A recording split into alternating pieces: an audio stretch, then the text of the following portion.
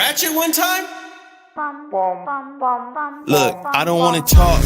How you try and press the kid and really you was soft. All you know is capping, homie, you don't know the law. Pedal to the metal, you ain't catching me in park. This is all you got left to work with, all right? This is hard. This is an erect penis. And this is what happens if the shield gets done down with you. Oh my god, what? Why is the comments so quiet? I need help here. Like, Rayman should be here. This is fucking ridiculous. You're freaking man. We're talking about grief and loss. You're stupid. Andreas, look, I found White Vision's penis, bro. Here it is. The whole time it's been right here. I had it right here on my laptop. Oh my god. It's White Vision's penis, bro. Folks, I found it. I cannot. The search is over. I cannot move on. Move on. This is going too far.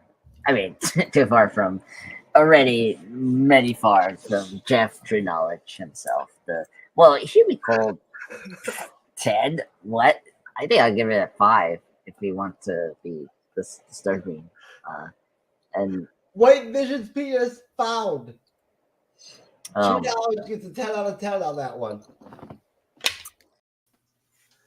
No, Ryan. There we go. This is the MCU's Bleeding Edge, brother. You're in the right place. I kind of figured. Oh, look who decided to show up. He's actually late this time. Mr. Time Lord Andres, you decided to slide from another dimension and join us? First off, you don't start with me with my timeline. I'm the one that discussed the timeline. I'm the Bat Lord of this multiverse, okay? You see this Cyber? He's coming in with he's bringing smoke from Jump. Yeah, anyways, he tries to. Andres is ready with his first coffee for the drinking game. Right? There you go, Andres. Good man. Good man. Oh, 10 out of 10. You got a 10 out of 10 already, brother. Oh. All right. Andres, meet Stacy and meet Ryan.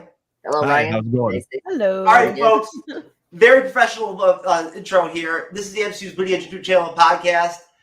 We are here to do 1994 Street Fighter with Jean-Claude Van Damme and Raul Julia that are safe words as of right now. With us this evening, Stacy for the first time from DJB Productions Network. Welcome to the show, Stacy. Thank you. Glad to be here. Now, besides that, Ryan, sir, how are you? I'm good. How are you? I'm good, sir. It's good to welcome you to the show. Cyber, my good friend and co-host, how are you, sir? Oh, I am fantastic. Ready to talk about Street Fighter. Hell yeah, sir. All right. And I'm just a pop culture guy, sir. Are you ready to rock and roll? Yes, let's do it. Come on. We need to fight to save people. Whatever. Oh. What?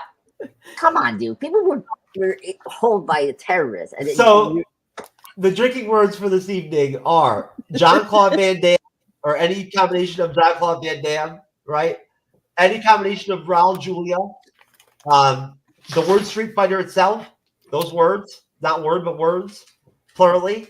Any video game reference word, like, Sega Genesis, Super Nintendo, arcade, Capcom, anything along those lines, automatic drink word. And then that's pretty much it. I think that's good enough. So fucking hammered. There you go. So we'll see. We're going to start off here, and we'll see how during the review who gets more fucked up quicker. And Andres, and see how caffeinated, super caffeinated Andres is going to get. Oh, and now here's Raymond too. Oh shit. Shit's getting popular. Raymond, you're here, brother. There he is. What's up, Raymond? Hello, Raymond. Oh, what's up? Hey, brother. Listen, meet Stacy, meet Ryan, meet some douchebag called Andres, the pop culture guy, and Mr. Cyberneticshark. What's going on, guys? I know the Lord of Time. I know him. yeah. The drink words, sir, for this evening are any version of Jean-Claude Van Damme, any version of Raul Julia, the word Street Fighter, and then any video game reference word like Sega Genesis, arcade, Capcom, Super Nintendo, anything like that. Or you're drinking, bitch. How are you, Raymond? What's going on over at Raymond at Boost and Chill? Raymond, do you change the spelling of your name on different platforms? Because you really fuck me up sometimes. I always think your name is spelled Raymon. For as long as I've known, that's just how they spelled it. But again, that's not even my real name. That's like I might as well change it to Raymond because nobody even calls me by my real name. What's your real name? It's Ramon, which is right. basically Raymond in Spanish, but nobody calls me that. Well, could you imagine me trying to say it with that? Like, Ramon! I don't have that whole whatever the fuck deal is there. I can't say it like that, so I'm sticking with Raymond. Anyways, all right. So since Raymond's the last guy to come on the show, now look at how we're just such a big happy family now. Raymond, sir, what's going on? Your first thoughts of the first time that you ever saw Street Fighter, Drake, folks, and back in the day, your first thoughts the first time you ever saw it, and then how many times, including your watch for this show, have you watched the film? Do you think? First, let me crack my beer open. Sorry, I've got liquor. I forgot to open it, and I need to pour in a shot glass, and then I'll drink. So, the first time I saw this fucking movie was I was a kid, dude. Like, I don't even know how old I was. I was a kid, and at the time I was playing Street Fighter, the video game, and then when this movie came out, I was just like, no way, right? And watched it. Oh, right. That makes 2 for me. So watched it. Do we all have to drink or just the person who says it? I don't know. Everybody has to soak it up. Okay, that's what I thought. I was like, wait, am I getting shit-faced for no reason? And so, yeah, I just thought it was amazing because, again, I was a kid. So the fact that I was actually going to see these video game characters in live action, I was just blown away. And then I've only watched it once, which was yesterday. I actually bought it on Vudu because I'm like, oh, man, I remember this being awesome as a kid. Rewatched it as an adult, and I'm just like, what the fuck was wrong with me? But, I mean, it's entertaining. It's like, I know it came out like, what was it, like in 1994? But the puns that this movie like hits you with, they hit like 80s puns. It's cringy in the most like entertaining way. Like I a think. Mr. Freeze kind of way, like Exactly. Batman and Robin kind of way. Exactly. Yeah. Exactly. Exactly like that. Okay, I'm just a pop culture guy. Same question, sir. Well, okay, so I'm gonna shock everyone. I'm not a huge VG person, if you know the acronym I'm saying. Due to just it's so hard to do the consoles sometimes and playing with it when you play the VG all the time with friends or loved ones, And this I heard about this franchise, and the movie. This is my first time watching the movie, which was crazy because I love, Time Cop, who's an amazing actor. I mean, you've seen his films like Universal Soldier, or oh my god, like Cyborg is like first exposure to, Oh, Kickboxer. That's another one that's good. Oh, Kickboxer. Yeah, that was the one I was thinking of. Yeah. I heard about that. And of course, I mean, I'm a Latino person. I love Gomez Adams. He's one of the best Puerto Rican actors. And I was so sad to hear that he passed, and this was his final role. And I gotta say, just to wrap up, he was the best part about this movie. Just like Batman and Robin, or Batman Forever, if I want to include that.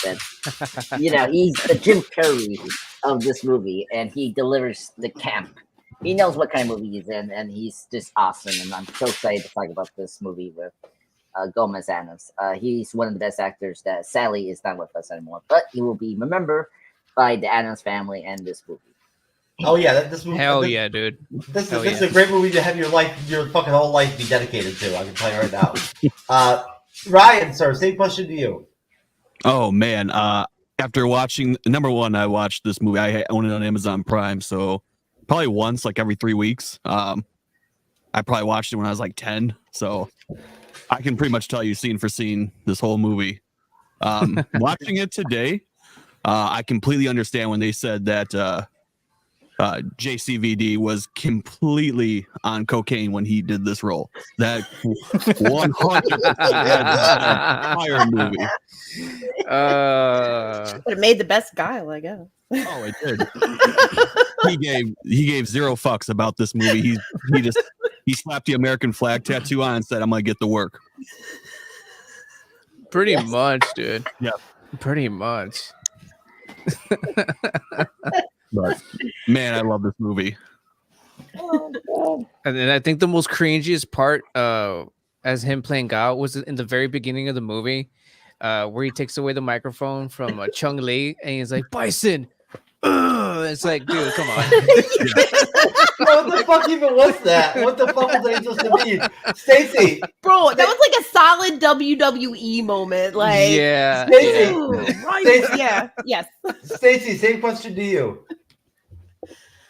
All right. So Street Fighter. So Your I fir- love Your first thoughts on your thoughts the first time you ever watched it, and then how many times have you seen it? Yeah, so I've seen it a lot, more than I care to admit. But I really liked it. I was a kid. All right. So I was in I think middle school when it came out. So I had grown up with the video games. I loved fighting games, Mortal Kombat, Street Fighter, Video games the drinking word. Shit, motherfuck. Yeah, there you go. Anyway, so I liked those things when I was younger, and just like the Mario movie that came out, it may not have been a good Mario movie, but it was a great movie. Honestly, if you go back and look at it, just was very good. If you just look at it as a straight sci-fi film, great. But Mario movie, not so much. But Street Fighter has so much delightful camp that I can appreciate now that I rewatch it. It still has a lot of rewatch value for me. But growing up, I thought it was the coolest fucking shit. I was so excited to see Chun-Li on the screen. I so excited because I love playing either her or General Bison. So I was stoked. And then when I found out Raul Julia, my childhood crush, Mr. Gomez, freaking just shit. I didn't even drink my last one on that. Gomez Adams.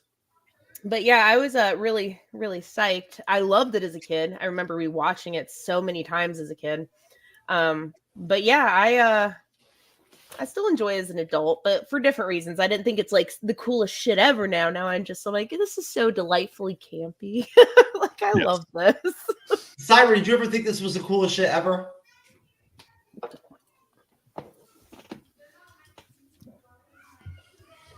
Cyber, you're muted. He said yes. Yes, it's the coolest shit ever. This is the greatest thing I've ever seen in my life.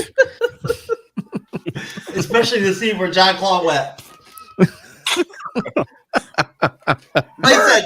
Bison, what about this? Look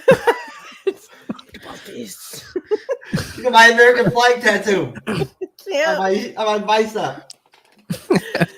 I feel like I need that now. I want a tattoo. Yeah. Sorry, for some reason, my window for this decided to go all the way down below. For some reason, moved by itself.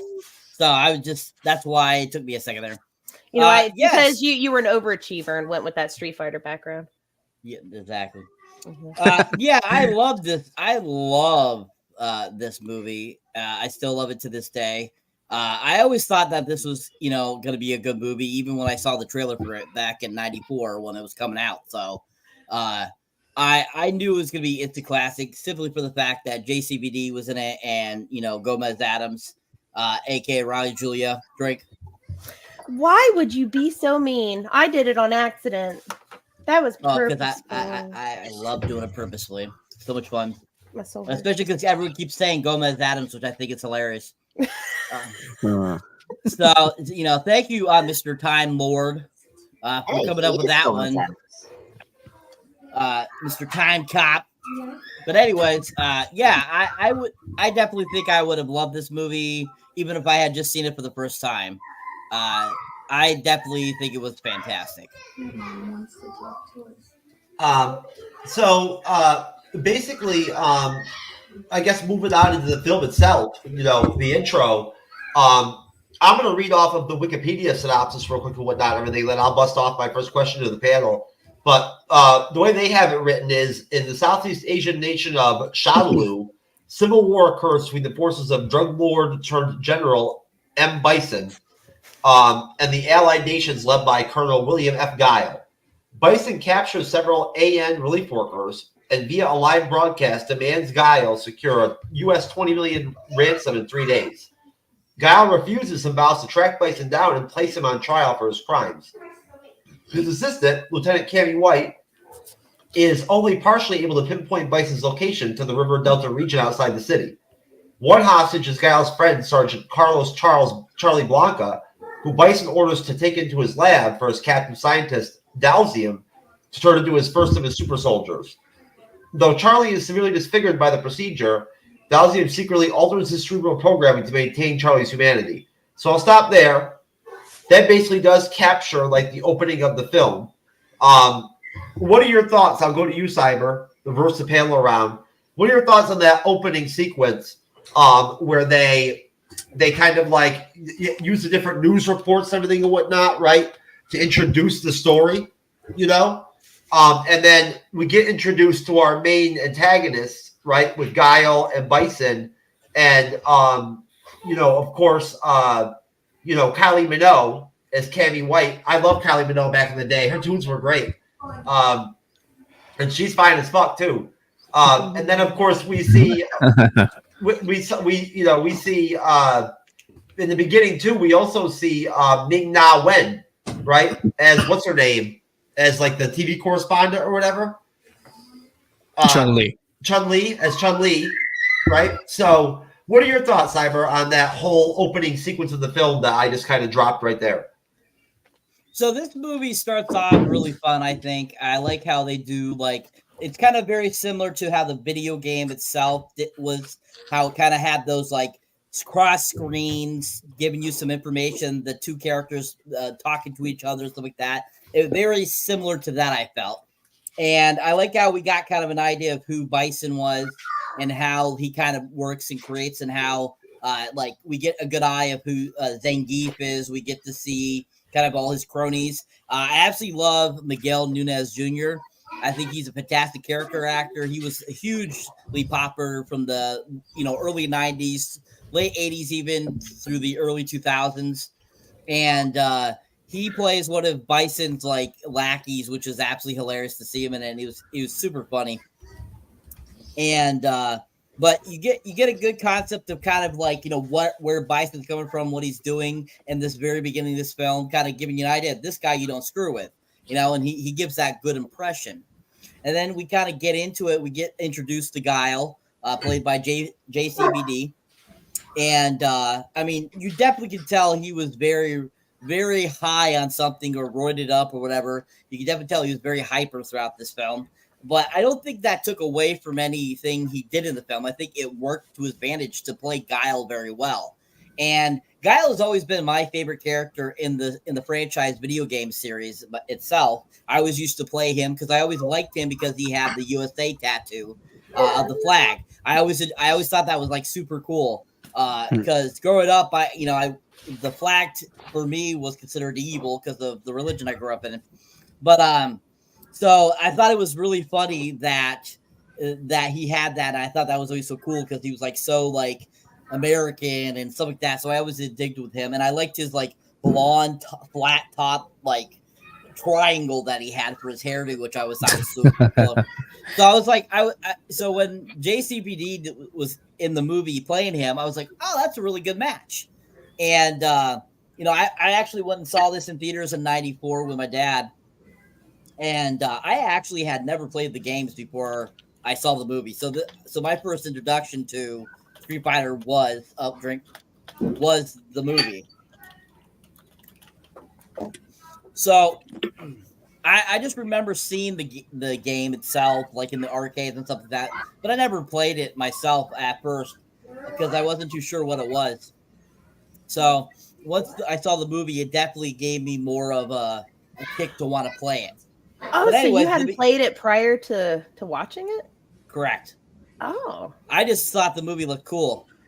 So, so I go get like that beginning sequence there, getting introduced to JCVD's Guile, getting introduced to Ming Nang Wan, who still to this day, she just turned 60 last year. She's 61 this year. She looks fantastic still. Yes. I thought she was a perfect choice for Chun-Li. She looked the part. She fit the outfit very well, and I thought that she was a really good choice. And she actually does a lot of her own stunts. She's actually a stunt woman. So I think that was very impressive to get a woman in there to play this type of character that can do their own stunts. And I always feel like stunt people don't get enough credit for how awesome they are because they're doing all the stuff, whereas the actor's getting all the glory. So I appreciate when stunt people get to do their own roles and get to showcase their acting and their stunt abilities. So I was happy to see that, she got this role. And I thought that was really cool. So yeah, the beginning part is really fun. Yeah, the whole like WWF feel when he takes the mic from her. Yes, I definitely get that. It's totally that. It's kind of like if like either Macho Man Randy Savage or Hulk Hogan was taking the mic and started talking or something. Exactly. Yeah. And get up there and be like, "There you go, people! Yeah." So it was exactly like that, or Ultimate Warrior or anything like that, but. Definitely felt a little bit like that too when he was like challenging Bison. You're just like, woo, woo, woo. But the guy that plays Dalsum, I don't remember the actor's name, but actually the first movie I ever saw him in actually was Indiana Jones and the Temple of Doom. He actually was in that film, and I remember when he was in this and seeing him, I'm like, holy crap, I haven't seen that guy in forever. I'm like, he was an interesting choice for Dalsum, especially if you're a fan of the video game series. Dalsum in the games is like this rubbery guy that and stuff like that, which was kind of funny how they had him kind of be like this scientist but had no powers or anything. So I thought that was kind of interesting. Decided to go that route with him, and then the start of Blanca becoming Blanca. I thought was really interesting because you get to see him kind of like still in his human form before he starts to process into the green guy. And just like the images that they're showing him and stuff like that to get him ready, that Bison wants him to see to make him this ultimate fighting machine. You're just kind of cracking up at it going, wow, that does not look violent at all. I'd be like, wait, what? American News at 10 p.m.? Cool. Yeah, I was like, that does not look evil at all, but okay, if that's what you want to use. And just on the side note, the guy that directed this, Stephen E. D'Souza, he actually is a prolific producer, writer, and stuff like that. This was actually his only theatrical directing debut. So this is the only thing he's actually directed that was in theaters. He's done like other like TV shows and stuff like that, but this is the only actual theatrical film he directed. And I think he did a fantastic job, even with this beginning portion of the film. I thought it was really well done. Raymond, what up? Your thoughts Munching over here, man. Your thoughts are on that. You're giving me munchies, bro. I gotta break out my spaghettios. On the opening segment that I just discussed with everyone, talked about, where we go to the part of the film where Bison has taken the hostages and whatnot and everything, right? And Charlie is getting like experimented on by Roshan Seth is the actor that plays Dr. Dalzin to that point. So the intro of the film. I don't remember much how Cyber was comparing to the video game, because like I said, I've played the video game and I had the video game, but I don't remember how they're similar as far as like how the beginning. That's two drinks, because if you say the word video BG, then cheers to all you. That falls into the category of like any word that's related to y'all drinking beer. I'm over here taking shots of 99 proof 99 peaches. Not gonna lie, I was gonna have some whiskey on the side with this stout, but it was a little too late. Now, to be fair, I've only been filling it up maybe a third of the way, just because I had a feeling we'd probably be drinking a lot. I just do like half a shot. Yeah, that's about what I've been doing. Yeah, but no, go ahead, Raymond. No, what are your thoughts on the introduction to Bison and whatnot, and everything, right? And Guile and all that, and that dialogue, and like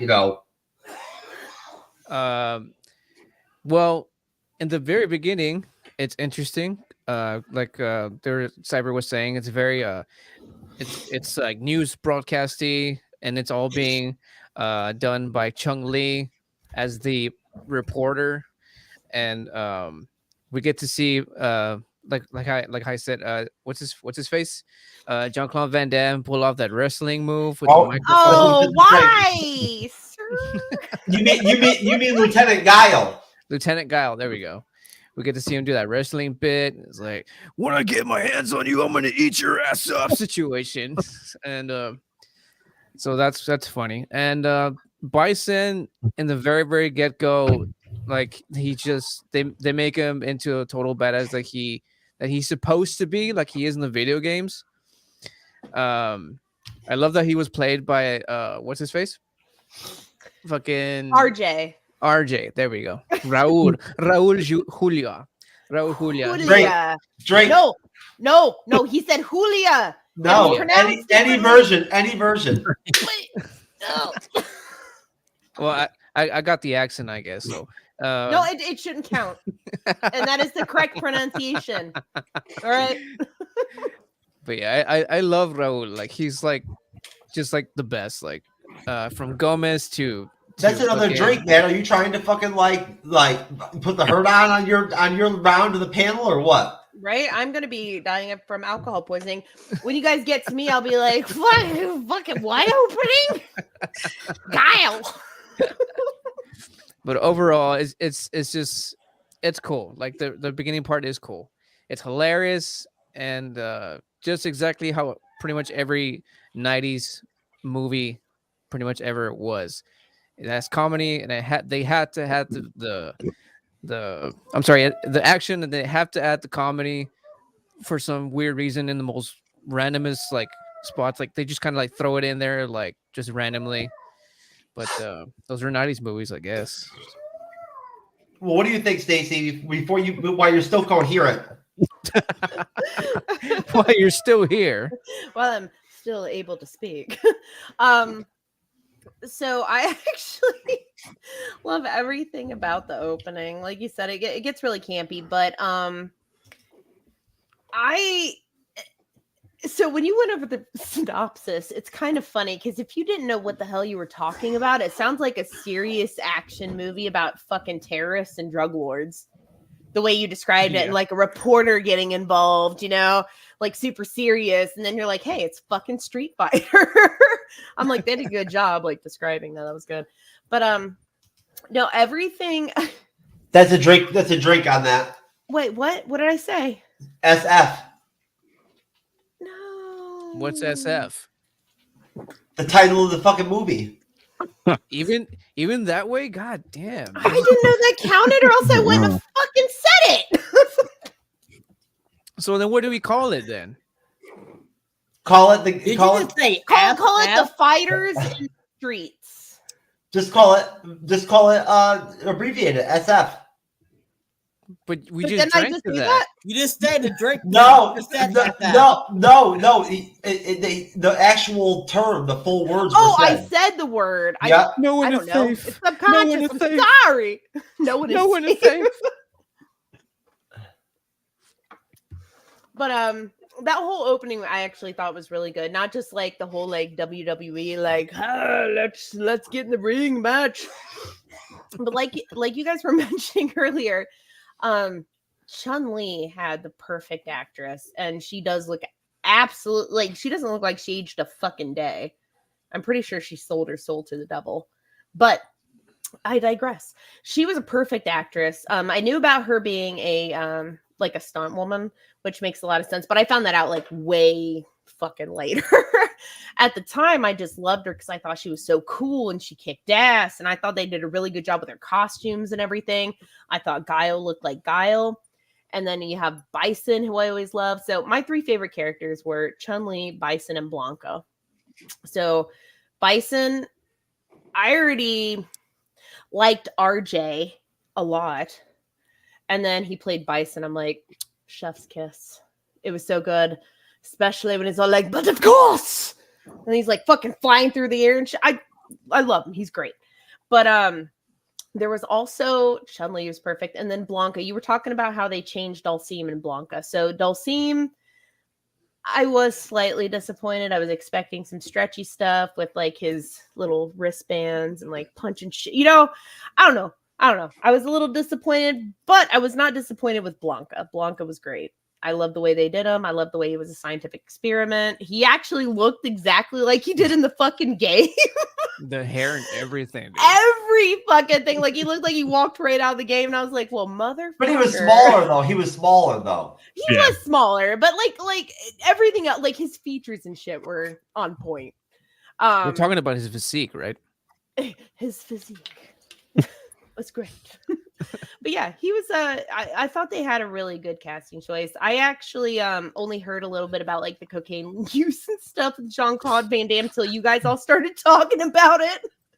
And I was like, well, that makes a lot of sense now in retrospect. But also it does add to the character. He did a really good job with that. But yeah, my whole impression of it was it's great. Even now I like the campiness of it. Oh my god, I forgot his name. There was one scene where hold on, let me find his name. I cannot believe I can't remember this. I'm Googling. I'm bad at names too. You've got 3 seconds. E Honda. 3 seconds or you drink. E Honda was like being tortured and stuff and whipped. And they're like, how do you handle that, dude? And they were like, or he was like, it's like, you know, I just leave my body and I go to another place. And then they were like, next time, can you bring back pizza? And for some reason, I thought that was so damn funny, and that stuck with me forever. I'm like, that's actually similar to how I handle my experiences at the Savage She-Hulk spa and massage. Yep. You know what I'm saying? There you go. I just leave my body while She-Hulk savages me on that bed in that room. So you just let it happen. Yeah, I just try to you just try to leave your own body and like go in your own do it in a different place in the multiverse. Oh, I've done that. You got to, because you get savaged by She-Hulk. You paid for a massage, and now all of a sudden it's She-Hulk time.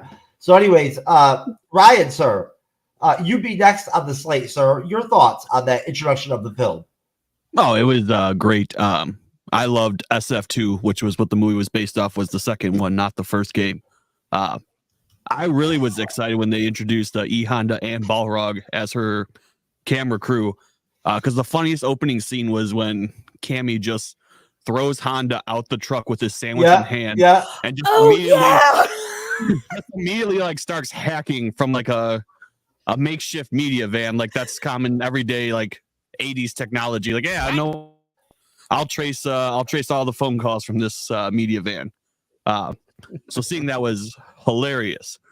I was excited when we heard that Dhalsim was going to be introduced, and I was like, come on, just throw one fireball. Right. If there's anything that I need, is just one fireball. One thing, one time. I don't care how we get it, but I'll be happy with that.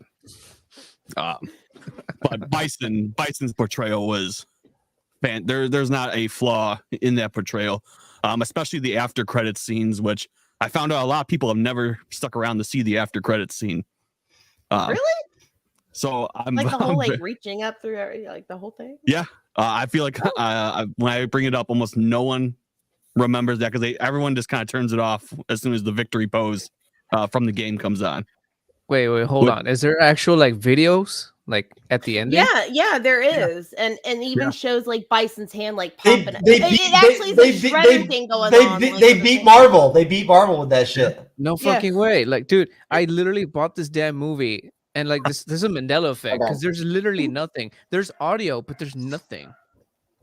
Really? Yeah, it's like one solar battery charging. I literally have it up right now, and I can't share it, but I can. There's audio, but there's no video. It's so weird. Well, fucking Mandela effect, dude. Either way, Ryan, finish up, sir. What you got? But yeah, Bison, just that was the perfect casting. I wish that he had the electricity early on. I find it weird that he was completely controlling that ending fight and it was just like one good roundhouse to TVs that got him. But overall, the bummer. Yeah, the intro was like flawless. That was perfect. Okay. All right. Andres, round us out on this one, brother. Hold on. I'm just watching the post-credit scene now. I was like, what the hell's going on here? Yeah, you know what? Yeah, I'm gonna check it out one more time myself too. I'm so surprised. Everybody acts like that's like a fucking Marvel movie scene. I'm like, they've been doing that in random movies since the fucking 80s, bro. You gotta stay for the credits. Yeah. This is since the Masters of the Universe when Skeletor come out with that pink water. And Yes. Like it's not this movie. It really started from that movie. Anyway, he's right. I'm watching it right now. I just skipped the whole credits, and I was like, oh my god, this is a post-credit scene, best thing ever. Anyway, so the opening was amazing. I mean, full of cheese, full of camp, full of just crazy. Full of queso.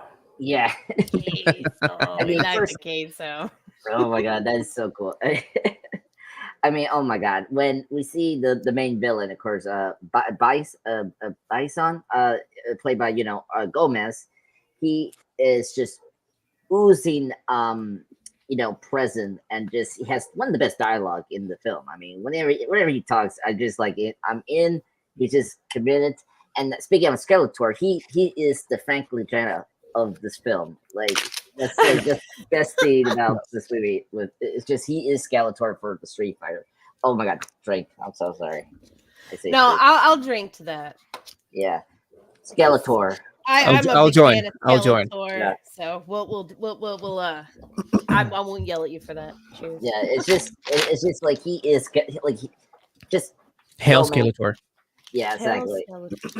And of course, Time Cop himself playing the main protagonist.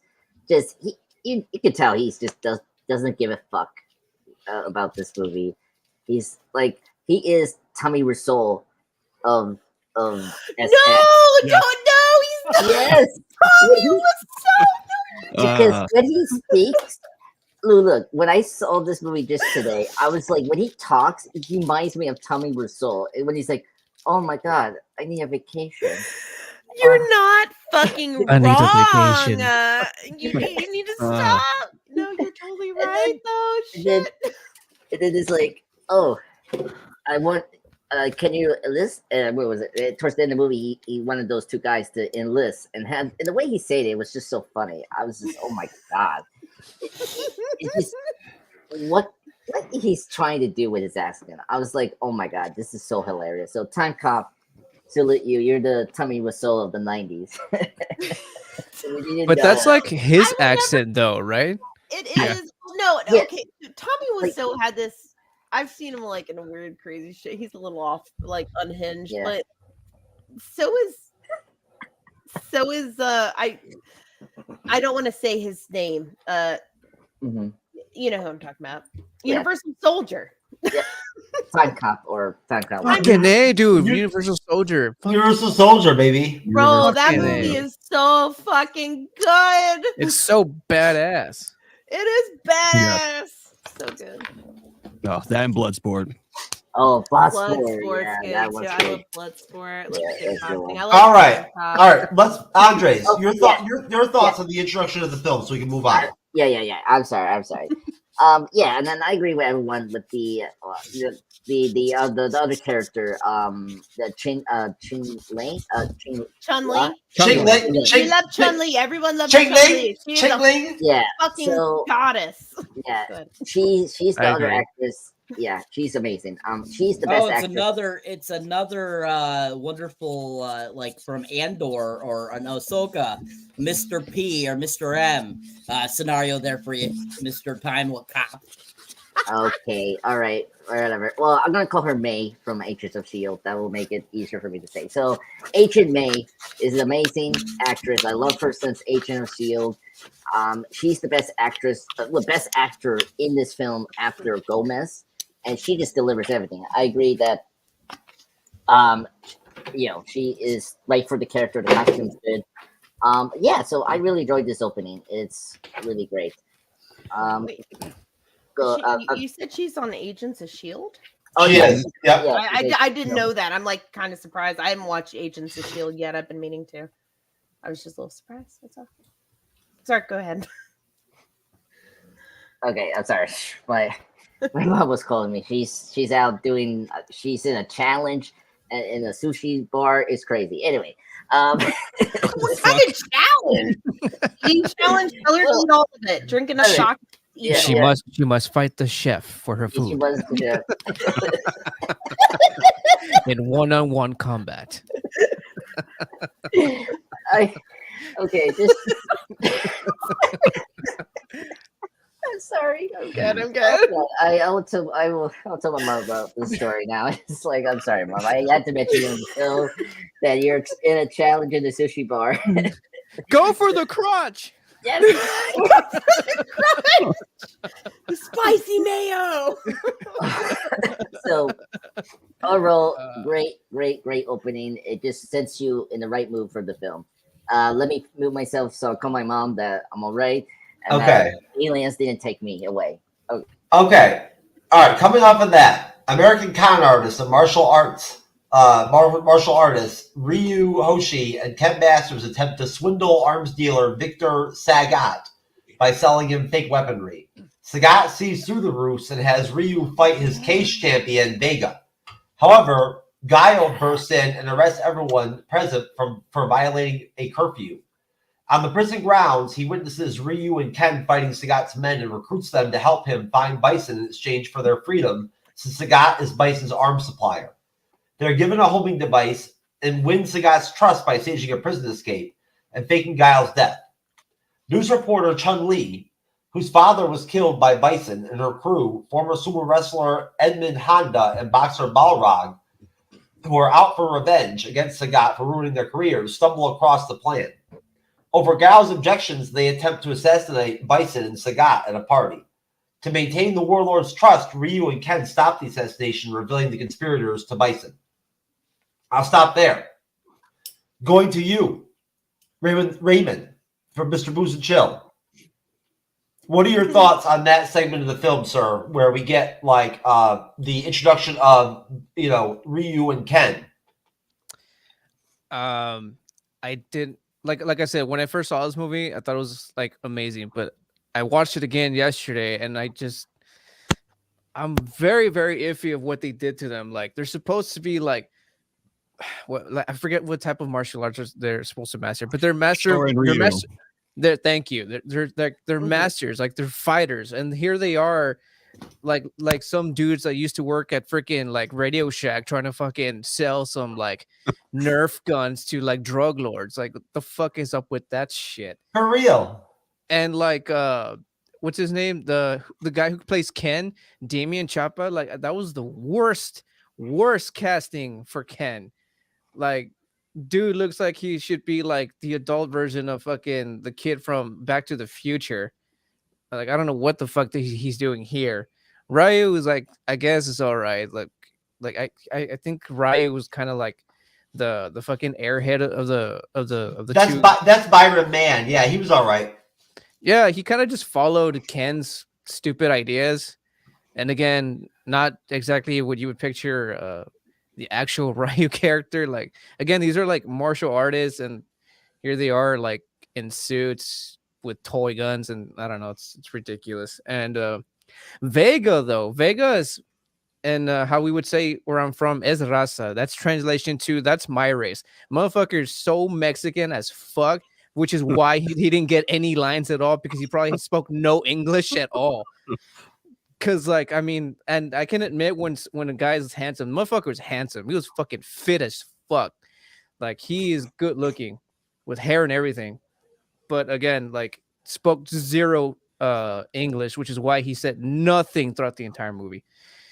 And Sagat, I don't know what to say about Sagat. I was kind of like whatever with him. Like, he wasn't even like 6 feet tall, like he was in the game, and like, I don't know, something about him just kind of like whatever. I didn't really care much for him. And the whole cage fighting thing was cool because, again, it just brought back memories of the video game, because I'm pretty sure that was like one of the stages that you were able to play It is. anything. That's actually Yeah. Vega's stage. In the That's a game. Drake. Vega's That's stage right. That's is- right. is Yeah. the That's a game. Drake. That's a Drake. It's a reference. Shit. What? What? What? There's no escaping. What? No, but overall, I thought like it's weird. But again, it's 90s movies, and they were still trying to see if they could make live action, video game movies, but they failed. Oh, you motherfucker!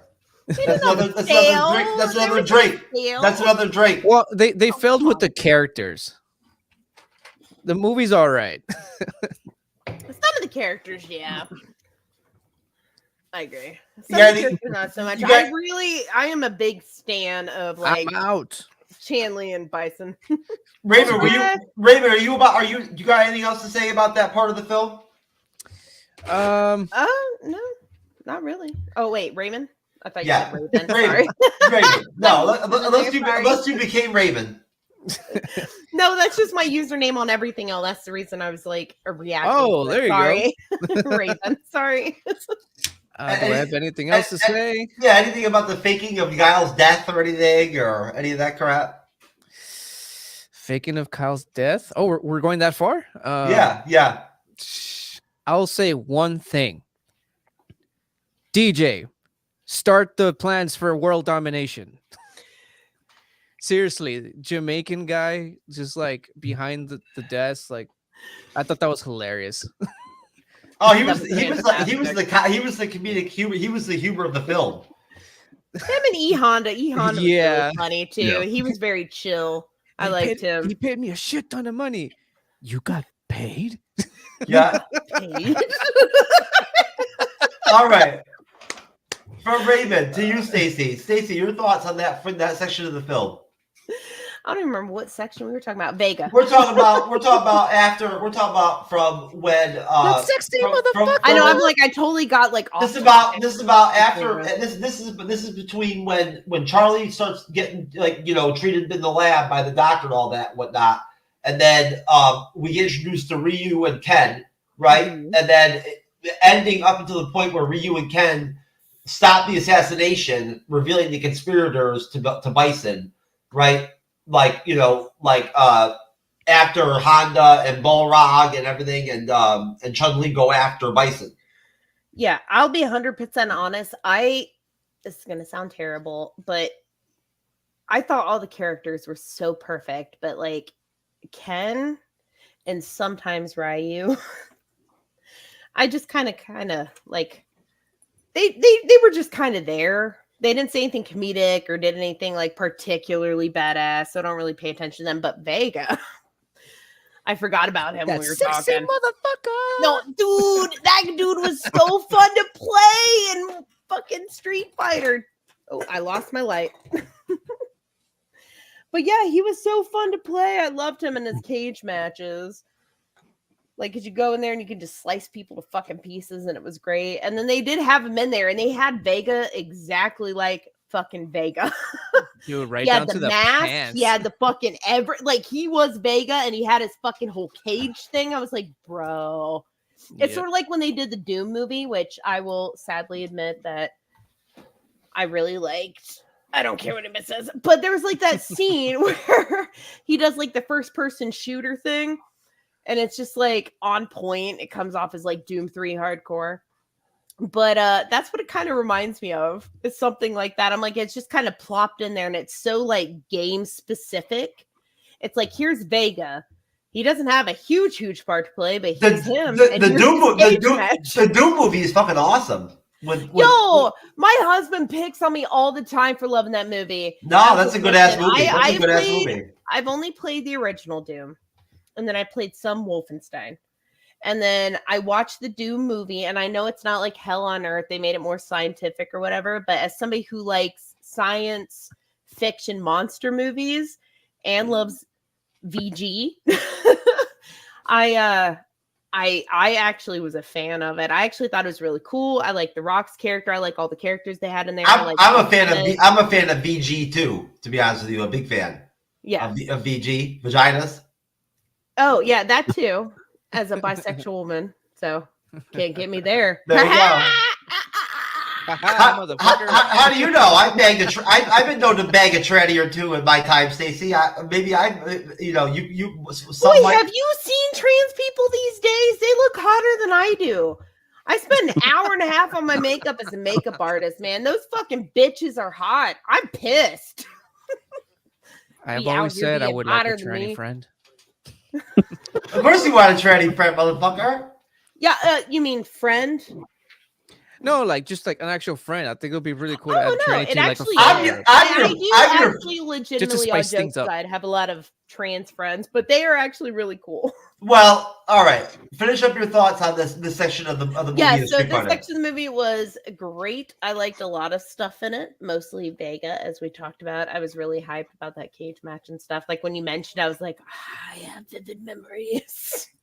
It's like Vega. Well, he was really easy to kick ass with in the games.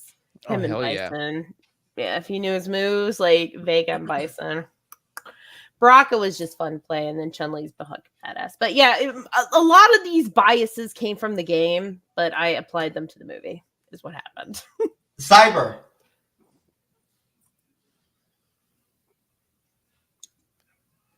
I think he's muted again. It was unmuted there for a second. Jesus fucking Christ.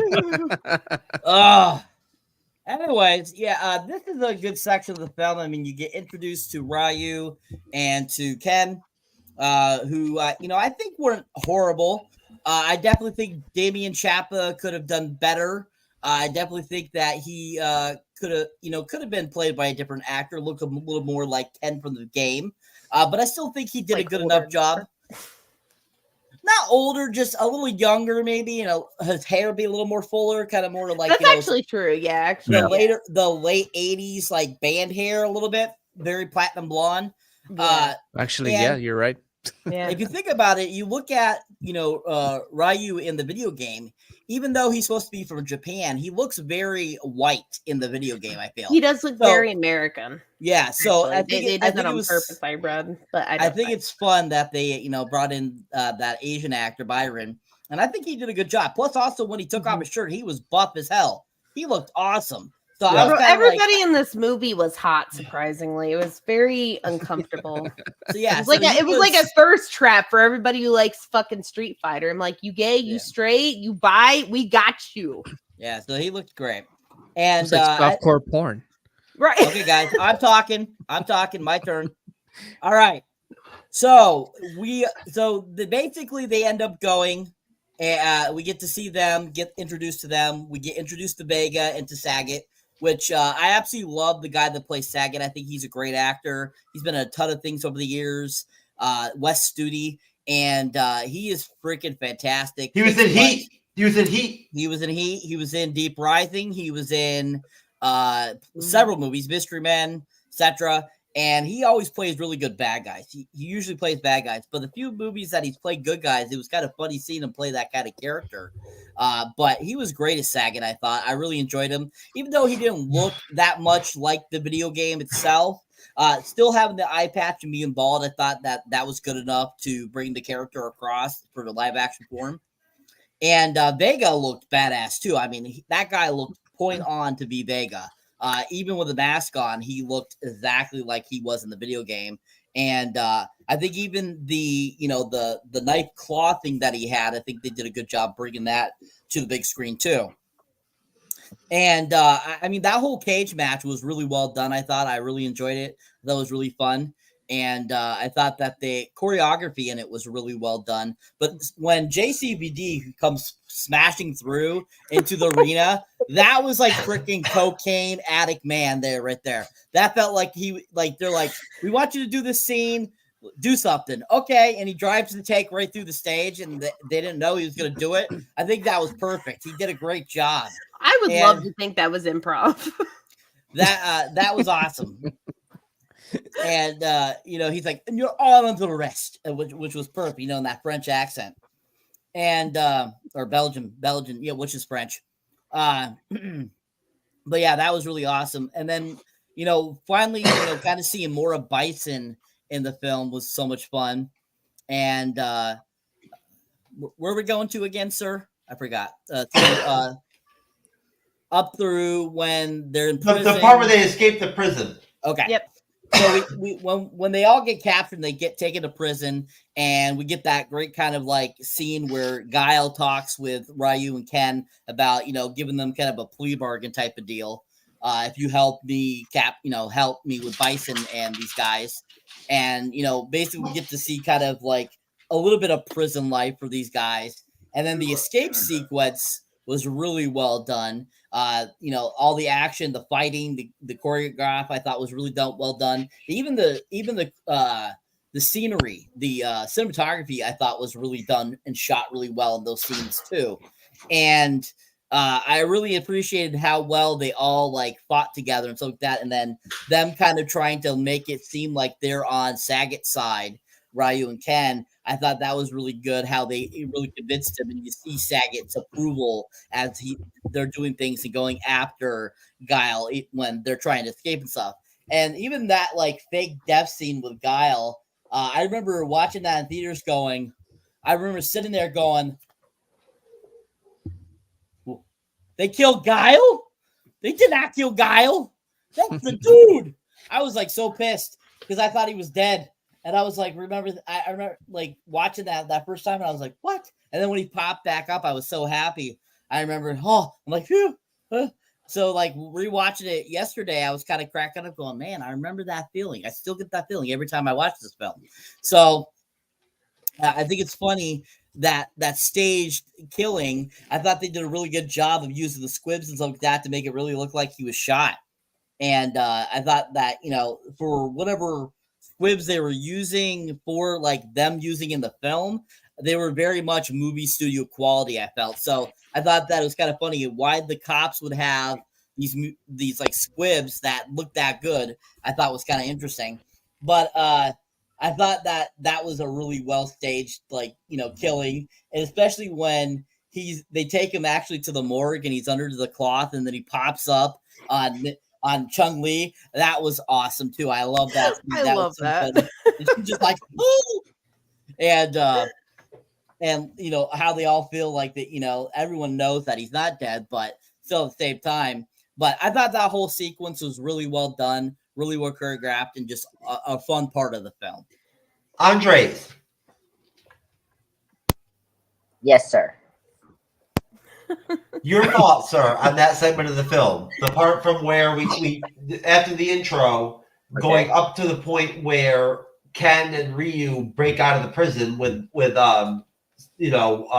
Sagat. Okay.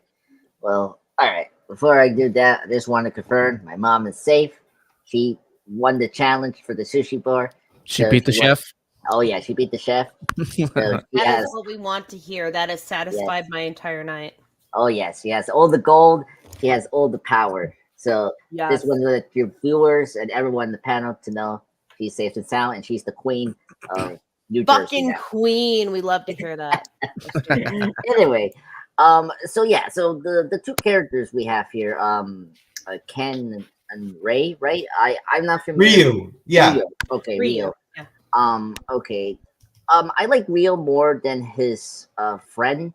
I just think Rio is a little more noble kind of character who, like he is a little directionist, but with but getting into time comp's division of service here and trying to infiltrate Gomez like evil organization. That's he gets to find a new purpose in his life, and I kind of like there's the storyline for him makes a lot of sense, and I think I wish we kind of focus more on him because I feel like he's more relatable than a lot of these lead characters. I mean, to be honest, you want to be critical with this movie. I just feel like Time Clock just doesn't make it in terms of this character focus. I mean, like he's just a typical action hero that you see in so many 80s and 90s movies.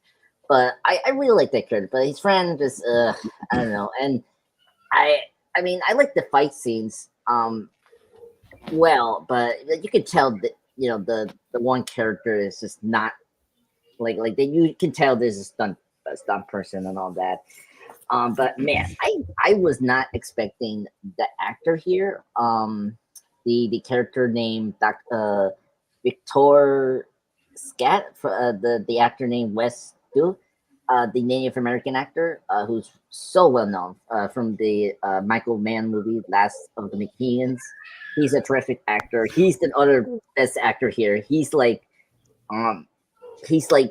Poison Ivy and Two-Face of this movie. Like, he knows what kind of movie he is, and like he's just camping out when when he tells his army to like pull the guns and shoot at them, and then they're toy guns. I was like, oh my god. What movie we're in? I was just cracking up. And yes, I agree with all of you guys. When Time Cop himself came in, storming into that boxer ring, and then he said, all of you are under arrest. And his Tommy Wiseau performance, I was like, oh yeah. That's the like, you all under arrest. You're all under arrest. So really quick question. You said that actor was in Last of the Mohicans? Yeah. He was, Wes, yeah. He yeah, was. yeah. What was his name? Wes. I'm really into shit. No worries. This is his name is Wes. Wes Studi. Yeah. Oh yeah. Oh fuck yeah. He's in a ton of stuff. Just looking at yeah. his face. Jesus, yeah. Yeah. Last Mohicans is a great movie. Yeah, love that movie. Oh, He's a great villain, and I was so happy he's in this movie because he's just another one I love. Yeah. So then after that, okay. First off, like, the guy that serves the water in the police station, totally unexpected we get an assassination tip in that. And he's like, here's some water. And then bam, he just like, I'm gonna get you, Time Cop. And like I'm gonna get you, Time Cop. Like, he punched him right there. I was like, he's Bomb movie. I was like, oh my god. And then, of course, we see our, the other two characters, Rio and Kang, and then he has this, Time Cop thinks of this elaborate plan. Oh, the way to get into Gomez, infiltrate his organization is by making the enemies your friends. So he wants to make these two to be the enemies, making Victor and Vega, to escape together so that they get infiltrate. Okay, good plan. Okay, I mean, I'm shocked that the villain doesn't know this, but anyway. And then of course his fake death, like, it's the funny version of the Dark Knight. If you think about it, he's like trying to do Richard Gordon's death in the Dark Knight, and there's like, oh, like I always thought they're gonna like do the pulse. It was like, he's dead. He's gone. He's Yeah. no longer here. And then of course that oh my god, one of my favorite scenes is when Agent May comes in, and then that, like, you can spot something in the bag. It's one of my favorite gags. It's just so like, oh my god, this is insane. Then I'm a little fuzzy in this middle part because it was hard for me to get my attention here. What's the ending part? The ending part is when they attempt to assassinate Bison and Sagat at the party, and to maintain the warlord's trust, Ryu and Ken stop the assassination, revealing the conspirators to Bison. Yeah, very good. I mean, the action here is really good. I do agree with Saber. The action is really great. Steven Saburo, he's been a writer with John Silver and several films. He done the first two Die Hard films. And, I think he does a good job of staging the action, with, all the experience of, the Die Hard films, Commando, or whatever uncredited writing he done with, some of our favorite 80s and 90s films. I will answer this to you folks, because I know you guys were kind of confused about the power set. He toned down the supernatural elements to just, like, try to ground the film. That's probably why you don't see their abilities from the games, which is I don't know. I'm a little mixed with it. I think you're hitting the 60-minute zone in contribution, sir. I will. Let me wrap this up. I just want to address the power set. He was going to bring it back in the sequel if they made a sequel, but we didn't. So that's my thoughts on that section. I really enjoy it. It was really fun. I'm never going to forget you're under arrest. So don't forget. Okay. All right, I'm gonna play the trailer for the movie real quick and whatnot as a little respite, and then we'll move on with the rest of the review. Hold on, let me play this trailer. I hope it's awesome as I remember.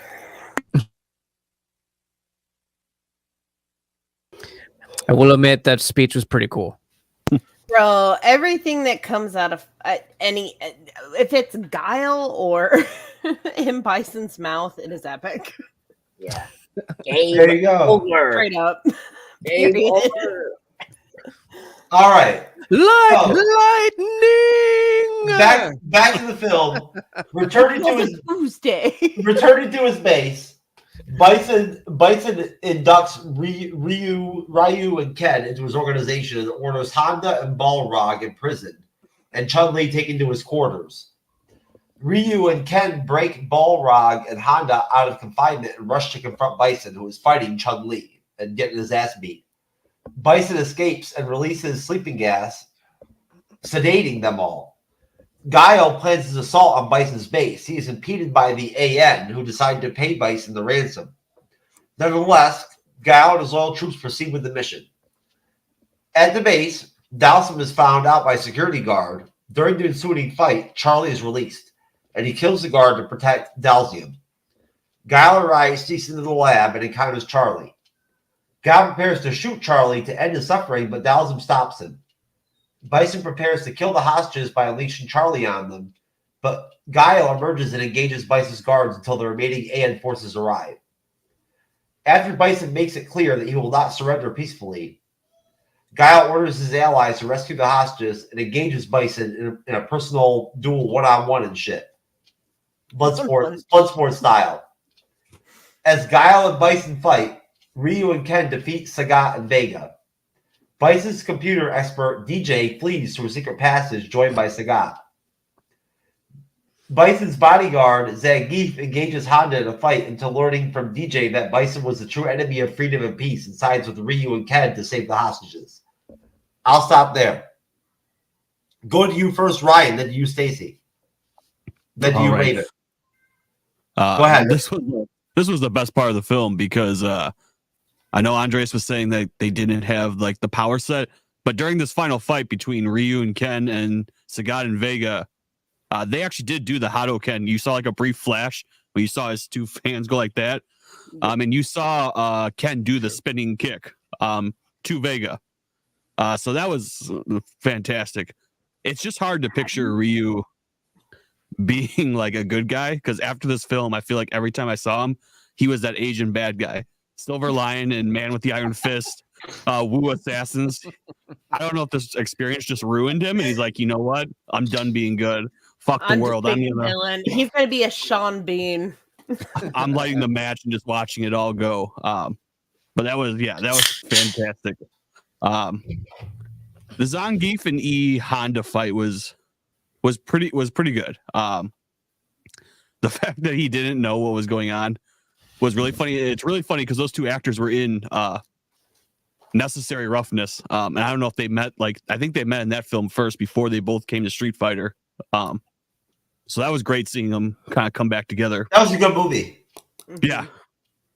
But anytime Sagat's in the film, all I can think of is the Spinks from Mystery Men. When he told Ben Stiller, I don't know why you have the watermelon on your feet. Oh my god, yes. I haven't seen that movie in years. I used to love it. That's Sorry. like the only thing that ever comes on my mind is if he had brought that line to the movie, that would have been fantastic. But the fight that started between Guile and Bison, that was probably the best part of this film, was that final fight. I didn't think it was going to be that good. The fights were okay leading up to everything, but they really took a lot of sequences from number two, and they really put it into this fight. And I was very, very happy with how it all worked out. Okay, Stacy. I pretty much am going to say the same thing that he did. I thought everything was great. I really liked the fights towards the end of the movie. The only thing that disappointed me with Dulcine was because I was expecting him to be stretchy or throw a fireball. But that's because I was a kid and I was expecting the game. But it was okay because everything else was fucking awesome. But yeah, that anything with Chun-Li in it, any sequence, anything with her in it was just fucking on point, and she was always kicking ass. Like, I always hear people bitching about how, you know, women on screen never kicked ass up until like the late 2000s or whatever. And I was like, bro, have you not seen like fucking Aliens or Kill Bill or Street Fighter or 600 other million things I could fucking list off the top of my head? Yeah, no, was badass, and I am slightly biased, but I'm also biased towards Bison. Pretty much every I love the Guile Bison shit. Like the whole fight. I know he like copped out with his death with being like fucking, you know, kicked into fucking TVs. I don't give a shit. Yo, every line out of his mouth was fucking gold. Like fucking gold. Like I just remember every like little teeny thing he would fucking say, from like, you know, like it was a Tuesday and it was 20 years ago today. You hadn't proposed to yourself. Like everything. Oh You know, my god, that's the best everything line. that came out of his mouth was fucking great. That was the best fucking line, It man. was. So yeah, even thinking about it in retrospect, yeah, I fucking love everything about that. Like, I know I'm focusing a lot on that. Like, I like the Dulcim and I keep wanting to say Blanca. Baraka is fucking Mortal Kombat. Mortal Kombat. Blanca, yeah, right. He's more like the Vega Mortal Kombat. But no, Blanca, like I really loved him. Dulcim, the only thing I was disappointed in with the not stretchiness, but like the Guile and Bison shit was golden. Anything with Chun-Li in it was so good, and anything with E Honda and it was like on point. Now with Ryu and Ken, I like the actor and the portrayal of Ryu. Ken, I thought could have been better. He actually came off like as more of one of like the Double Dragon people from that movie. Like I felt like he was plucked from that movie and like I can see that right in actually. a Street Fighter. You know what I mean? I like, can see that. Yeah, it's almost like exactly Holy the same. shit. I was like, shit, right? Exactly. Holy shit! Now I can't unsee it. Right. That's what I think every time when I think of poor Ken. So like, unfortunately, that was probably my least favorite character. But I thought everybody else was on point. And Bison and Guile, the whole end thing was fucking chef's kiss. I don't care how cheesy or corny it is. I don't care if that's the only time he showed lightning. I don't care if that's the only time Guile did whatever. I don't give a fuck. Like, as somebody who played the game and watched the movie, I love that. I love that whole dynamic. I loved everything about it. Raven. I have to agree with her when she said Chun-Li. Everything that Chun-Li did was hot. Mm-hmm. And badass. When she got all black suited to infiltrate that building, that was pretty hot. When she got invited to Bison's little shag little room, yeah, exactly. That was pretty hot too. And even the conversation, how it was happening, Bison's undressing. It's like, oh, okay, this is about to turn into a fucking R-rated Street Fighter movie. I know. I'm like, this is some fanfic. I'm like, okay, that's what I thought as a kid. I'm like, oh, okay, my parents are okay with this, so this is cool. This must be okay. This is gonna happen. And so, and that's where that line comes out, where he's like, the day Bison blessed your village was the most important day of your life. But to me, it was Tuesday. I'm like, oh my god, love it. Fucking greatest fucking so good ever, dude. Like the best fucking burn in like cinema ever, like for real. I agree. And like she said, Raul Julia, she was like, he was one of the best, dude. He is one of the best. What am I saying? He's one of the best. That's a drink. Yeah. Oh, shit. My bad. I'm so glad I got a lot more movies. And the fight scenes were cool. Like again, I'm not a big fan of. I guess I'm less of a fan of Ken. Ken just looks like a piece of shit in this movie. Ryu is, I guess he's all right. Like they could have done a little bit more. The fights Ryu and Vega, like this dude mentioned, we did get to see him do the what's it called, The what's that move Hadouken. called? There you go. Hadouken! For like a Hadouken! split second, but I mean it's there, so that was pretty cool. We also got to see that big old hook. It wasn't like like in the video game. It was, Yeah, I was gonna say it was in one of the Yeah. stages. yeah, it was like a Yeah. Yep. I caught that. but it was there. It was there, and the fight between Honda and what's his name? Zangief. Zangief. Zangief. That's My right. favorite part about their fight is when that one guy was like, "Hey, show me what you got," and then they turn on like this screen, and then you see them fighting, and you hear the Godzilla roars going on as they're fighting. Yeah, Dude, that was great. I was cracking the fuck up. And I was a Godzilla fan as a kid and now. So that was like, dude. same, yes. same. Yeah, I didn't even realize that until you mentioned. I'm like, well, fuck no. You're not wrong. So that was my favorite part about that fight. And the final fight was great. Again, they throw in the 90s in there, like, you got to do better than that. Okay. And yeah, it's sad that we didn't get to see a lot of the electricity power. We got to see like the shoes brighten up and him flying and stuff like that. Exactly. I got to see enough personally. Yeah. Like, okay, I got to see it. Was the point. Yeah, same here. But Yeah. the only kill trip for me was the way the fight ended. Like I feel they could have ended it a lot more. Other than him being kicked into fucking TVs. I didn't even go that Yeah. far, to be honest with you, but that's fine. Go ahead, Raul.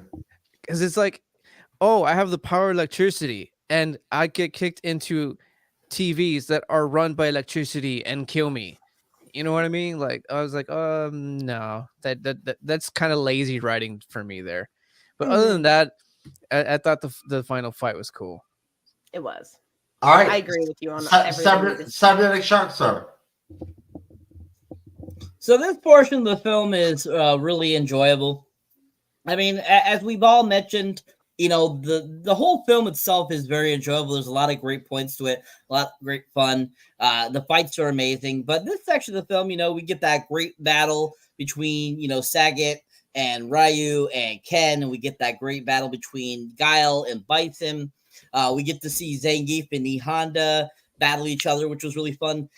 Which I gotta mention Zangief because the actor that they got to play him was spot on. They had the hair right, they had the hairy chest right, everything about him. He looked just like Zangief, and I thought that he did a great job playing that character. And he was absolutely freaking funny, which was perfect because if you ever have seen the movie Wreck-It Ralph, they actually have him in animated form in that, and he's exactly the same way. So I think that they did a great job of bringing that to life. And so I think it's, you know, he did a great job, but freaking Miguel Nunez Jr. as DJ, him like kind of changing sides at the end was super funny as well, because he's definitely comic relief for the whole film. And like I said, Miguel Nunez Jr. is just one of those great humor character actors. Actually, what's funny is he actually has a small part in one of the Friday the 13th films, and he's absolutely freaking hilarious in that too as well. But what he brings to this film was like perfect for that role, and I thought a really good kind of like computer guy, which was really funny. But that whole end section, the fighting sequences, I totally get why people were upset that we didn't get to see more like, you know, the Hugen and, you know, the spin kicks and all that kind of stuff. I get like at that time, because visual effects weren't at the top notch like they are today, I feel they probably felt they really couldn't portray that very well. So hence why they gave us kind of that short shots that they gave us. So, you know, which is, you know, if you ever see the one they did in 2008, the Legend of Chun-Li, that has Christina Kruk and Chris Klein in it. They actually, the visual effects are a little more up to date in that film, so they were able to do a little more with that.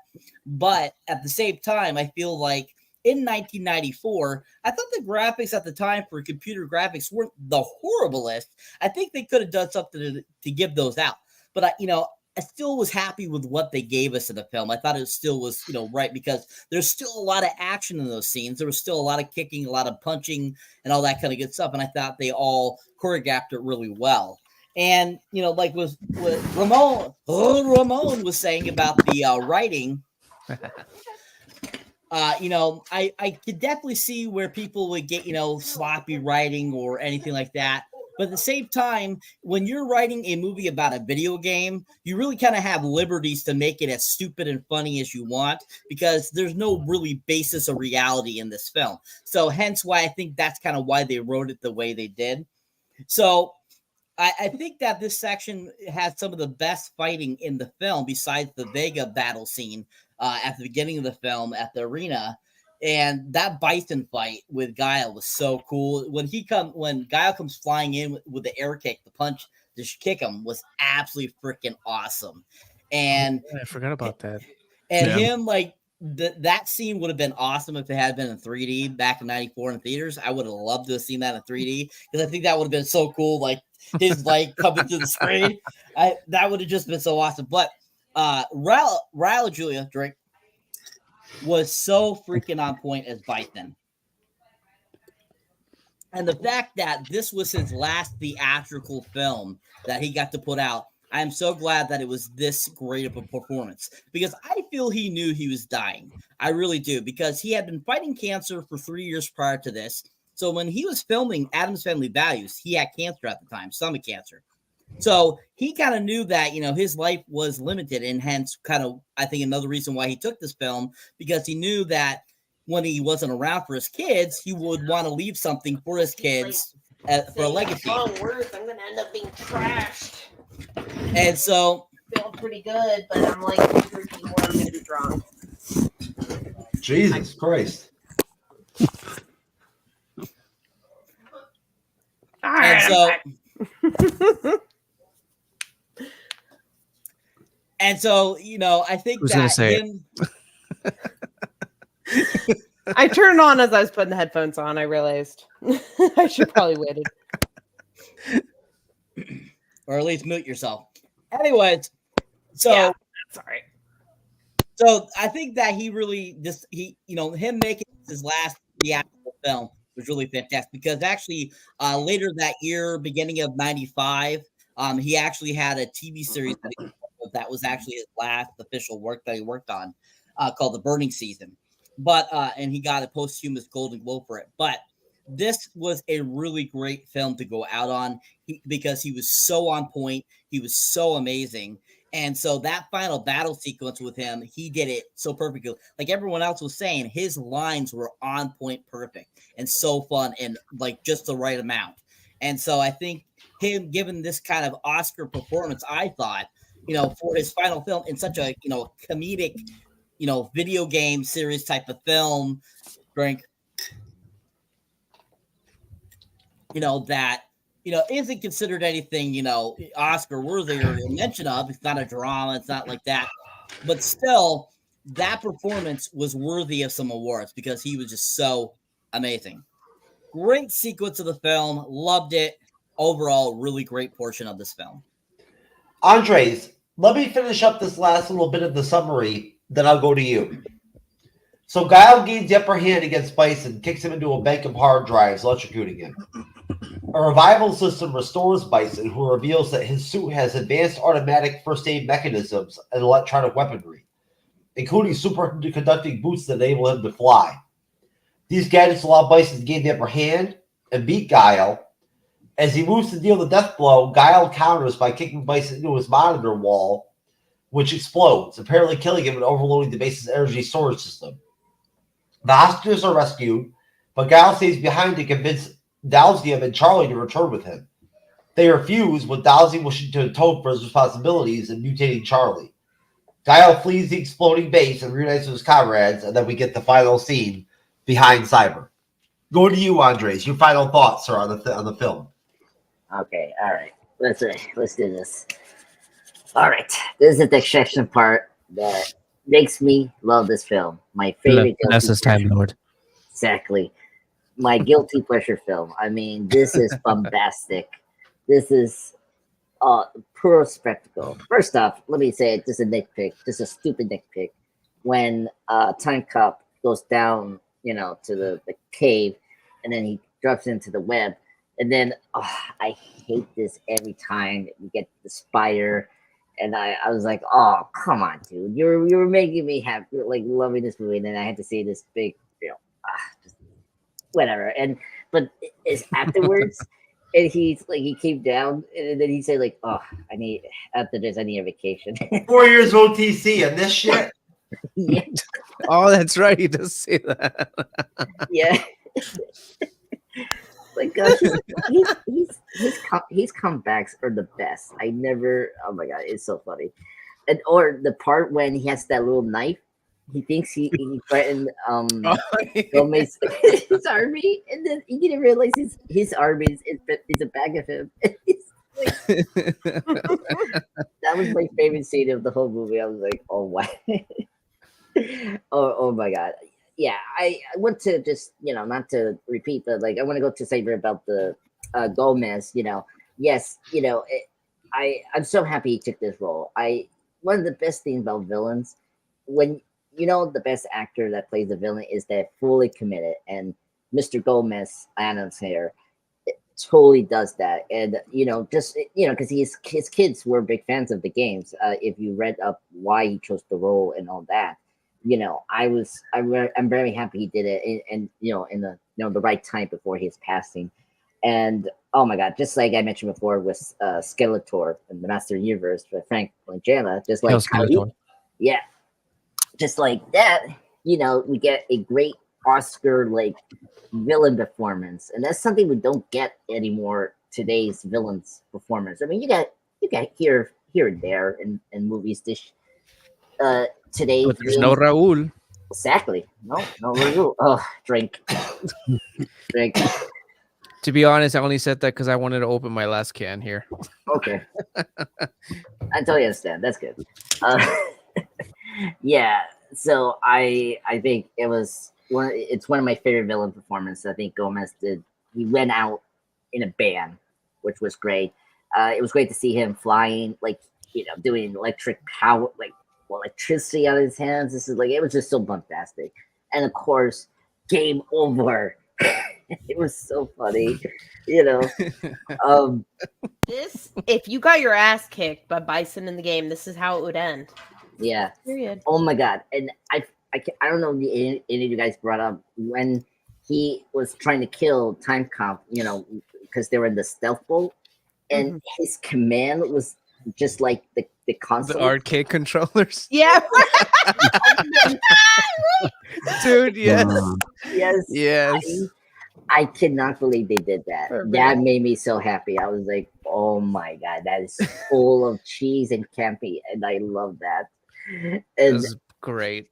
Oh my god, yeah. And, oh my god, it was just so funny. And Raymond, you brought up the Godzilla thing when those two characters that were fighting each other, and then that when the Godzilla thing came up, and you had those two Japanese characters. Yep. I don't know who they are. When they were looking at it was fitting. Yeah. I was laughing. I never even put that together as somebody who loves Godzilla and Street Fighter until you said it. I'm like, well, motherfucker. Yeah.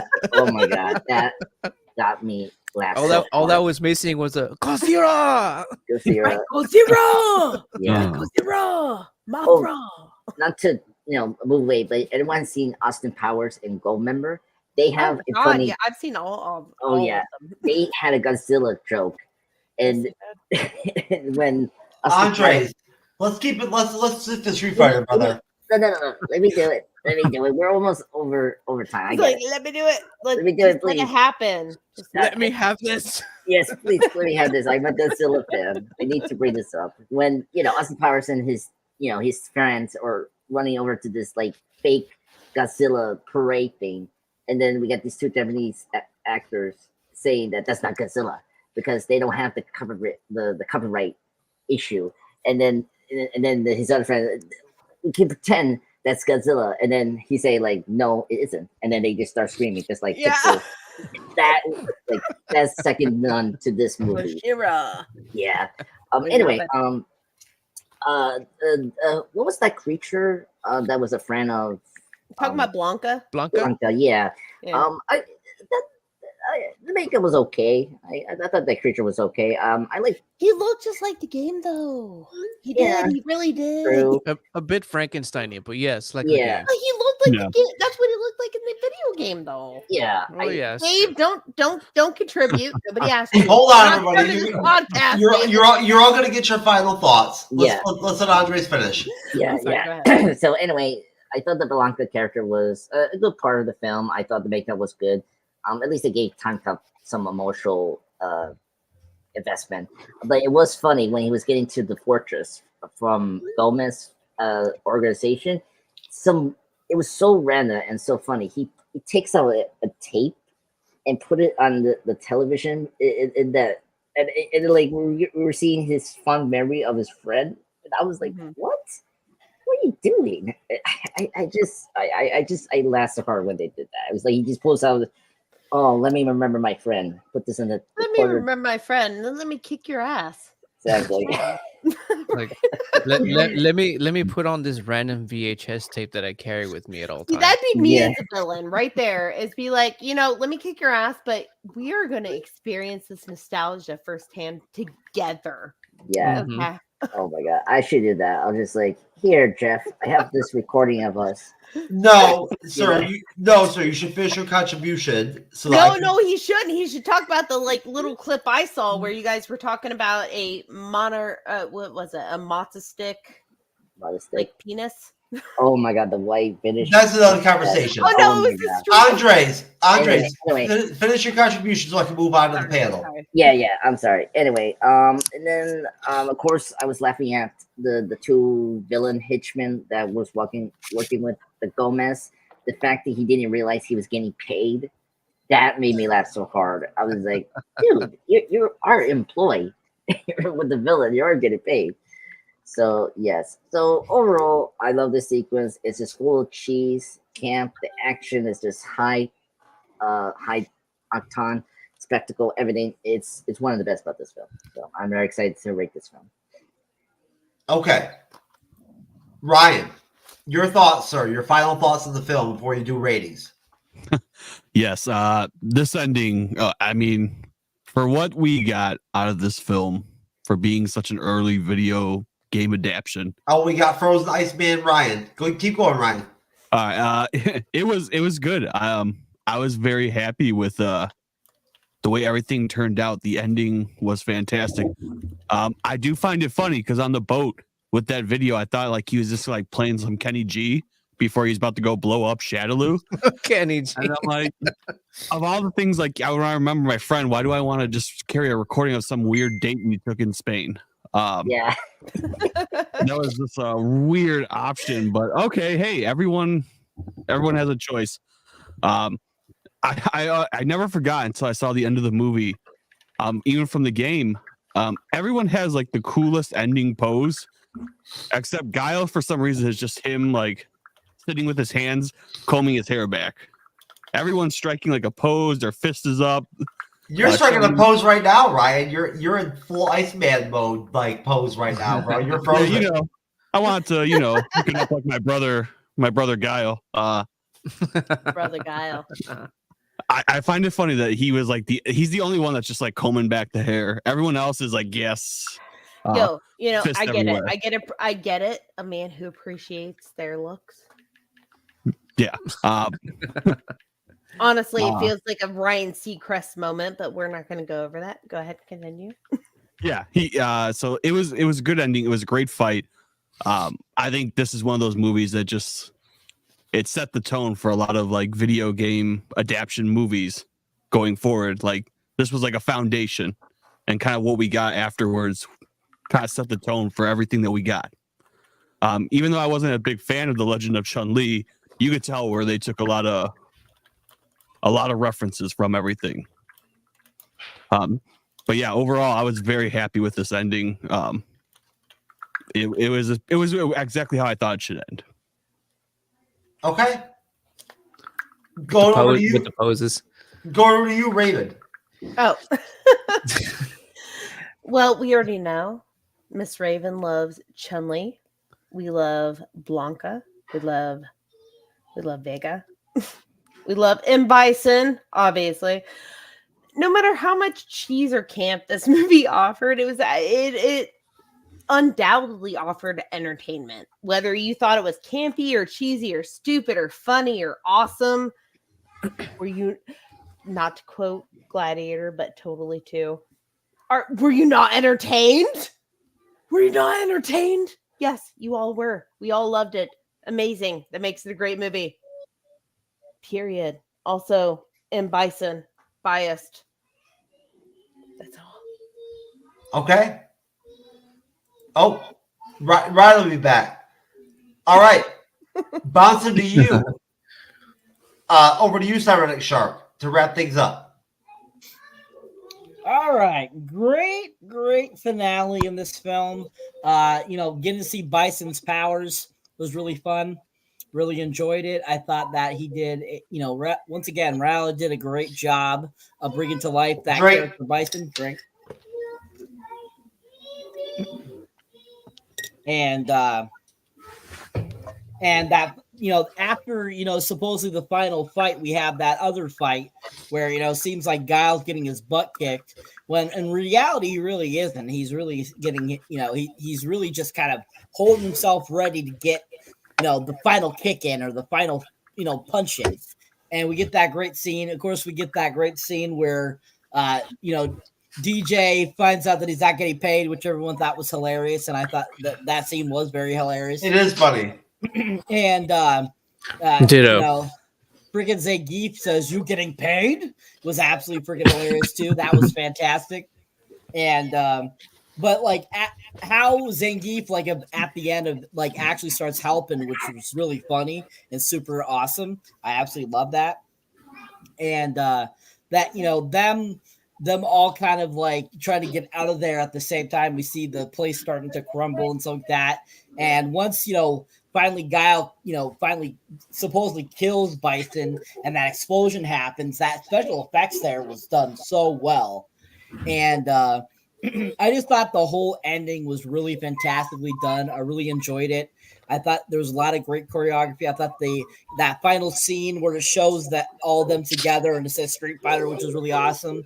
And, going into the post-credit scenes that we get to see pre-Marvel, which there was Raven was saying, there's a lot of movies in the 80s, the 90s that had post-credit scenes if you stayed through the credits. And a lot of the times, if you didn't see that, you wouldn't realize that that's leading into a sequel or into, a future film down the road. And sometimes it was just kind of like a little Easter egg that they would give you just for the hell of it. Like they did it in Lake Placid, showing the crocodile on a big truck being shipped to wherever they're taking it. So, those post-credit scenes have been around a really long time. A lot of movies have done that. But I thought the ones in this were absolutely freaking hilarious. They were so fun. And I just think it's a really great way to close out that film. But really solid ending to this film, really enjoyable. We get to see all the people. They all were great. They were all fun and they kicked butt. This is just a really solid film. Really great ending. Well, let's do ratings. Raven, you start off, sir. What's your rating on the film? Oh, we're going to ratings already. 1 to 5, 1 to 10. What's the rating here? Let's do 1 to 5.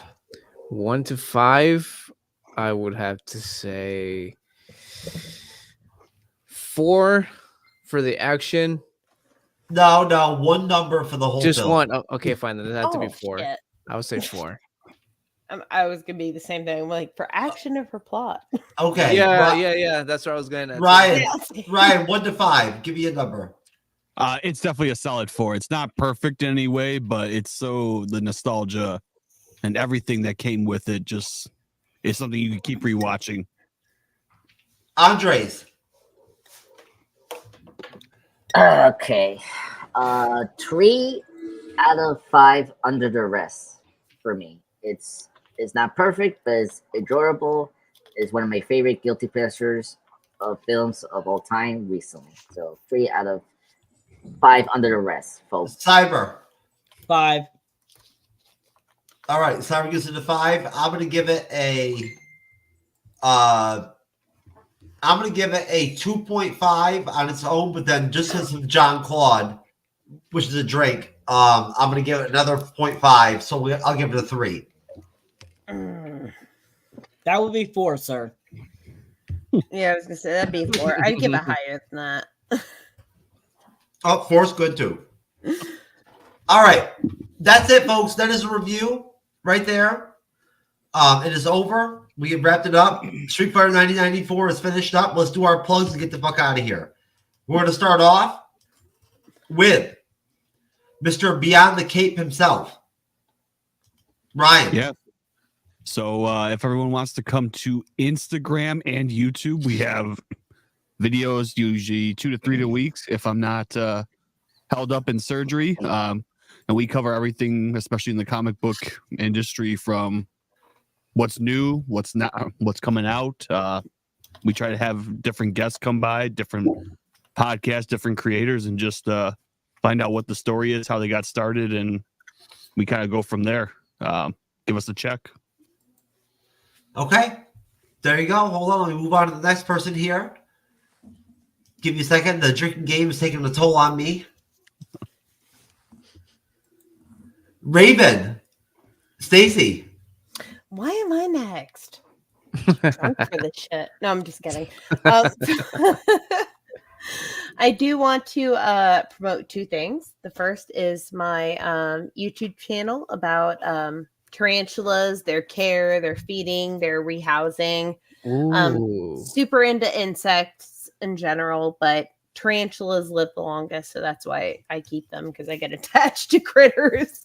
So if I get a critter that's like, oh, you live for 2 years, I'm like, well, I don't like that. Tarantulas live longer than that, but I love to promote my channel about the tarantulas, and then also Bite Me, which is all about supernatural and urban legend information, essentially. And Bite Me is down there somewhere. I know he is. Yeah. That's what Bite Me is. Bite Me is all about, like, if you want to talk about, like, philosophy. Like, if you like philosophy. No, I mean, I've got you pulled up right here. I'm saying it's on here. Yeah. No, that's it. DJB Productions under Bite Me. That's where we're at. We love to talk about shit like science fiction and all that good shit. There you go. Well, there's a video up from me, too. All right. I guess we'll go to, let's see. I'll do this pop culture guy first. After that. But no, we'll go to Booze and Chill. Raven. Yeah, what? What? Yeah. Oh, Raven. Booze and Chill. Booze and Chill, Raven. Okay, cool. Yeah, you can find me on YouTube, Booze and Chill. You can find me Instagram. Good job, Raven. Your subs came up. I see that. Oh, nice. And yeah, Facebook, X, Instagram, TikTok. You can watch all my stuff there. You can also check out my podcast. You can find that on audio on Spotify, or the video podcast on the YouTube channel. And if you guys want to further support, I also have a Patreon where you get like OnlyFans kind of shit. No, I'm kidding. You don't get that, but you do get exclusive content though, like stuff you're not gonna see on YouTube. I'm just kidding. I'm joking. Okay. Let me move on now. I will go to Andres, the pop culture guy. Oh. If I can find you, sir. Oh no. You know me since a full 2.5 years now, and how you can do that 5 years. Anyway, 2.5 years. Whatever. All right, 2,000 years now. Anyway, hello everyone. Pop culture guy. He's Time Lord. He knows. Yes, He knows that is no time for him. Anyway, this is my channel, Pop Culture Channel Presents. I do a lot of pop culture stuff like movies, TV, comics, all that. Recently post my top 10 favorite X-Men films to honor the X-Men 97 show that was released this week, last Wednesday. It's awesome. Check it out, folks. Awesome. Yes. And yeah, and this Sunday, me and Jeff are going to be having a live stream review of Ghostbusters, the 1984. Thank you, Jeff, right there. To honor. Where? I want to come. To You honor. don't want me to come. Invite Stacy on. No, don't. I talk too much. I do, but I would love to. Anyway, I'll connect you with Andres at the end of the show, Stacy. Sounds good. So anyway, let me finish. My Ghostbusters, Frozen Empire, the movie that's coming out today. I heard some good deeds from my friends, so I hopefully I can check it out, this week or next week. And tomorrow you will see a Ghostbusters 40th anniversary tribute soon. So yeah, thank you everyone. Thank you for supporting me and Cyber. Please help us hit that mark for 2024, and we should be good. Okay. Cyberneticshark, sir. How's it going out there, people? So if you enjoy me on the panel, or if you enjoy me as the moderator, you definitely check out my solo content. You'll find me under Cyberneticshark under YouTube, X, Instagram, TikTok, Facebook, pretty much anywhere. As you can see, my most recent video is my trailer reaction to the Borderlands film coming out, so definitely check that out. I will have my Crow trailer reaction up soon, along with my review of Kung Fu Panda 4. And Kung Fu Panda 4, guys, you got to check it out if you haven't seen it. It's so good. It's such a good movie. But anyways, I'll be having some more little shorts for you guys up too soon, as eventually if some films. My most recent one I put up was for Street Fighter. If you haven't seen that, check out my little mini review of that. But yeah, we just want to thank all our fans out there, all the people that keep supporting us. And thank you for helping us get to, keep moving on up. Soon, hopefully, we'll get to that 1,000 mark, and that's our goal for 2024. So keep on hitting that subscribe button for me and Andres, so we can hit that mark, people. And thank you for helping us get to 42,000 subscribers today. We appreciate it on the MCU'S Bleeding Edge, folks. We appreciate all of you coming on the panel tonight, and whatnot, and everything. Thanks to everybody out there. Thanks to everybody out there that caught the show. Please like, subscribe, and more importantly, turn on notifications onto our channel so that you're aware of when we're live, right? But again, we appreciate all of you, and we're out of here. So God bless you, and we'll see you next time. Peace. Hey, yo, Jay, can we get some ratchet one time?